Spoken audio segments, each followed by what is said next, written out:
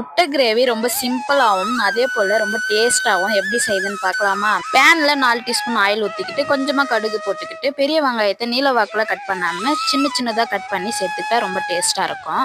காரத்துக்கு தகுந்த மாதிரி பச்சை மிளகாய் எடுத்து நடுவில் கீறி நம்ம சேர்த்துக்கலாம். வெங்காயத்து கூடவே 10 பல்லு பூண்டு எடுத்து நம்ம இடித்து சேர்த்துக்கலாம். வெங்காயம், பச்சை மிளகா, பூண்டு இது எல்லாமே நம்ம வெங்காயத்து கூட நல்லா வதக்கி எடுத்துக்கிட்டு தக்காளி போட்டுக்கலாம். தக்காளி கூட மஞ்சத்தூளும் சால்ட்டும் போட்டு நல்லா வதக்கி விட்டுக்கலாம். காரத்துக்கு வெறும் மிளகாய் தூள் 1 டீஸ்பூன், வீட்டு மிளகாய் தூள் 2 டீஸ்பூன் சேர்த்துருக்கிறேன். உங்களுக்கு எவ்வளவு தகுந்த மாதிரி வேணுமோ அதுக்குன்னு சேர்த்துக்குங்க. தேவையான அளவுக்கு தண்ணி ஊற்றிக்கிட்டு உப்பு காரம் எல்லாமே நம்ம செக் பண்ணிக்கலாம்.